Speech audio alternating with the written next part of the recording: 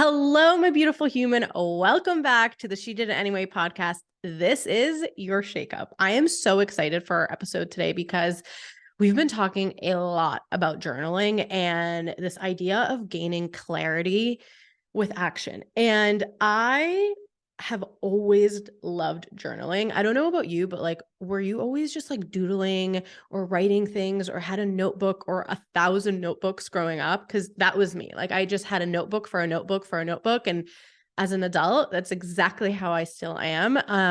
But one of the things that has really helped me gain so much clarity, but feel so grounded has been journaling. And so this is going to be a quick, straight to the point shake up. And I'm going to give you 7 journaling prompts that have helped me really like realign with my big picture, but also align myself with the little milestones that I am setting for myself to reach that big goal. Okay. So I use these 7 journal prompts throughout the day, throughout the week, throughout the month, like whenever I feel like I just need to get something out. The first one is going to be describe the best version of yourself. I love this one because I can go on and on talking about this like best version of me, but what I realize is a lot of the characteristics that she has I currently have. And it's such a confidence booster to be like, okay, I'm actually not as far away from like that future self of like who I really dream of being than like as I thought, right? And sometimes we're just not sometimes, we're always our hardest critics. And so I just really want you to try this specific writing prompt because I know it's going to help you so much. Just being able to describe the best version of yourself and seeing on paper like how that is so similar to who you are now and just giving yourself some grace. The second one is describe your perfect day. And I have so much fun with this one because again, a lot of parts of my like quote unquote perfect day is like waking up an hour before everybody wakes up, having my coffee in peace, right? And quiet, being able to journal, going to the gym, drinking my water, eating healthy, like those are all things that I try to do every single day. And so that makes me really, really happy to feel like, oh, my perfect day isn't so far away, right? The things that I don't have right now that would make my perfect day would be being by the water, having more sun. Living in Boston is so brutal sometimes because it's just gray for so long. And those are just things that kind of just I shrug at because I don't really want to move anywhere anytime soon outside of Boston. So it makes me feel happy if like that is quote unquote my perfect day is just seeing water. I'm like, okay, need to book a vacation. Noted. But really describing your perfect day. The third journal prompt is going to be when you think of your dream life, what thoughts come in mind? I love this one. I can go on a tangent on like my dream life with my dream home and my dream car and like the activities that my family and I do, the hours of the days that I spend working versus not working. And it just really helps me create this like overall bigger picture for myself and seeing the things that I want to bring into the world for my family. So writing this dream life is a really fun activity for me. I did a self or future self visualization practice recently, and I say recently, it's been like a couple months, but it was so eye opening and it just felt so real. And it was such a great motivator to help me realign with the things that I do every day, especially when I'm not feeling motivated. The fourth one is if I wasn't scared to do anything in the world, what would I do today? This specific journal prompt was truly the reason why I pulled the trigger on the Confidence Summit. I'm like, you know what? I'm just going to do it. Like, if I wasn't scared to do anything, I would host an event. And I specifically wanted the summit to be a live podcast recording. And so I kept saying, if I wasn't scared to do anything, I would record a live podcast recording in front of 20 amazing women. I ended up doing that 2 podcast episodes in front of 60 amazing women. And so it was really just so inspiring to look at this and be like, F it, I'm going to do it. And even if I'm scared shitless, right? The fifth one is, what legacy do I want to leave behind? And what can I do to help me achieve that? I talk about your personal brand so much, right? And the importance of building your personal brand, the importance of being a thought leader and truly, truly getting clear on what you want people to know you for.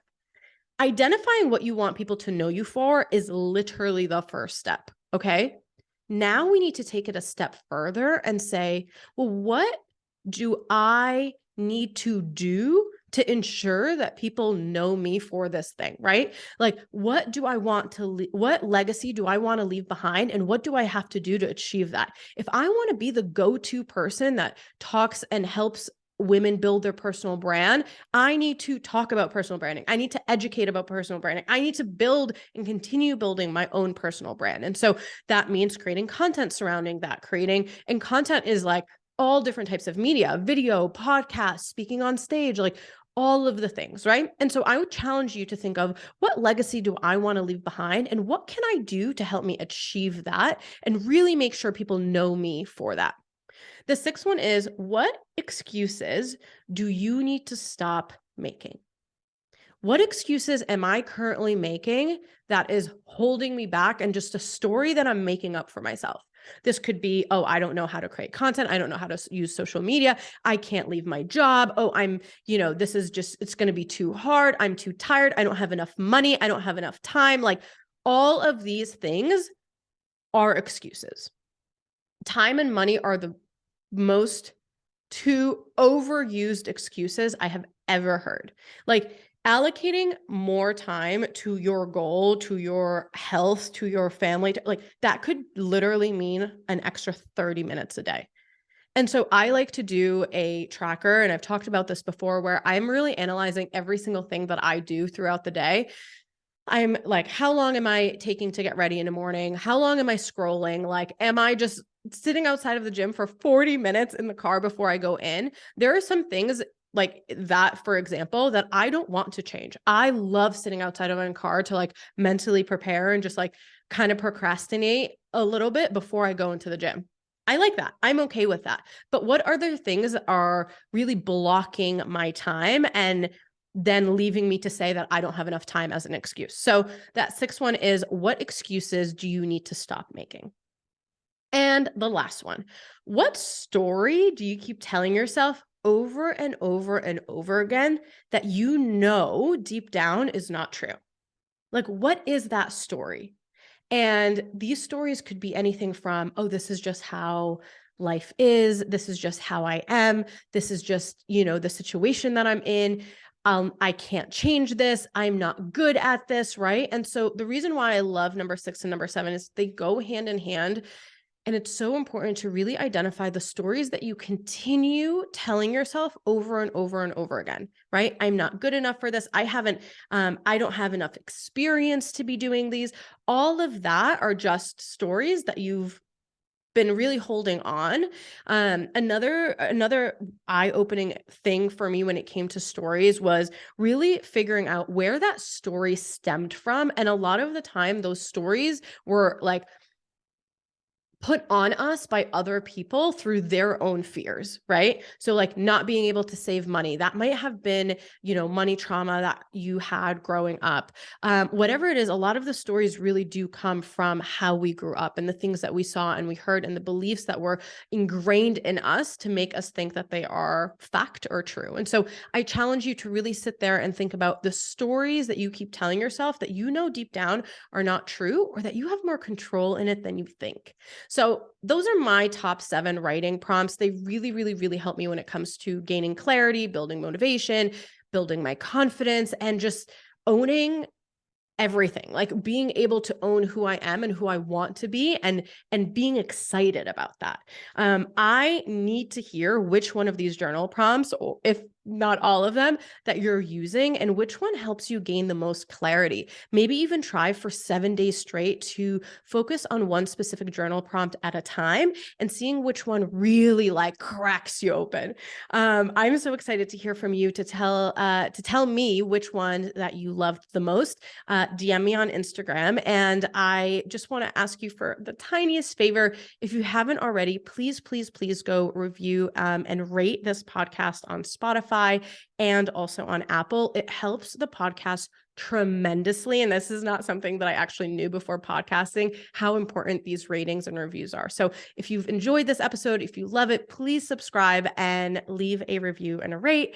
It would mean so much. All right. I love you so much. I hope you enjoy this shakeup, and I cannot wait to hear which journal prompt crack you the heck open. Love you. Bye.